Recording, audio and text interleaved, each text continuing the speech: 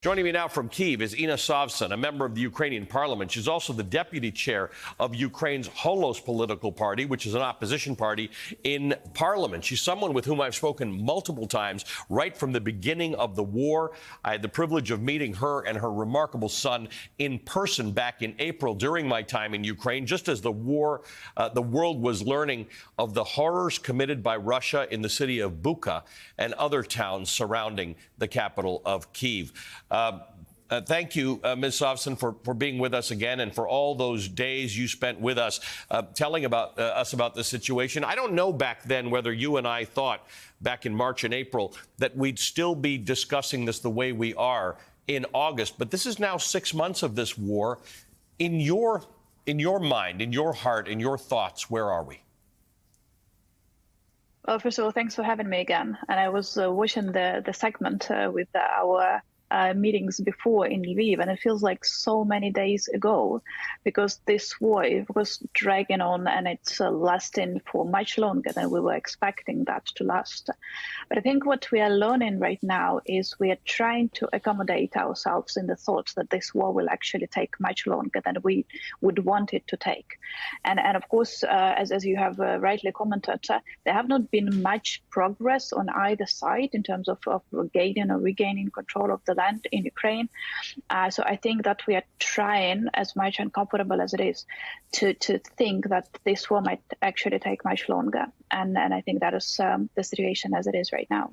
Let's discuss how this possibly ends. Vladimir Putin had a few goals: the so-called denazification of Ukraine, which didn't turn out to be a thing, the stopping the expansion of NATO, and he got actually the opposite result with other countries joining NATO, and the oblasts, the properties, the provinces in eastern Ukraine that he wanted control over. What do you think happens now to move the needle? What's the next step? So what is happening right now is the Ukrainian army has actually changed the strategy. So there is no direct battles, or not so many big direct battles between the Ukrainian and Russian army. But Ukrainian army is using the Western weapons that we have received in the recent couple of weeks to destroy the depots with Russian ammunition and weapons. And in that sense, they're attacking their supply chains, and thus the Russian army simply cannot move forward because they don't have enough ammunition, they don't have enough weapon.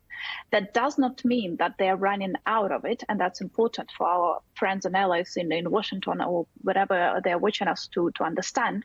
Russia is the second biggest army in the world, and in some senses, in some types of weapons or ammunition, they're actually number one.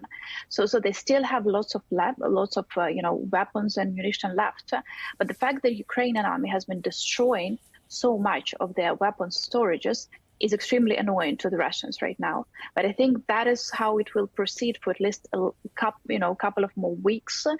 So far, I don't think we will see direct confrontation or retaking of the ground by the Ukrainian forces. For one reason, we simply do not have tanks, which we still have not received from our Western partners, and something that I'm calling on all of you to ask your senators, congressmen to help us receive from the US.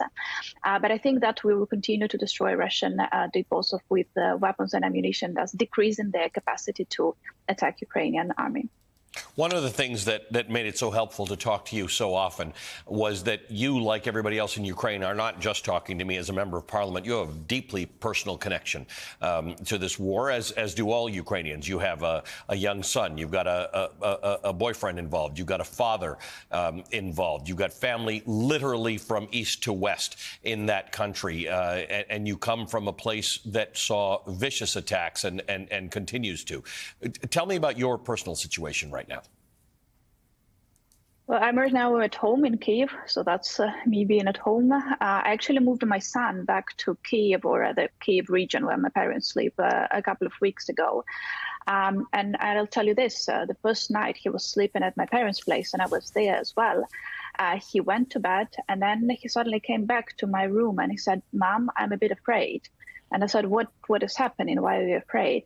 And he says, "The war is much closer here. Will the Russians come overnight and kill me?" And that was that was something that I never wanted to, to hear from my 9-year-old or whatever year-old son to hear.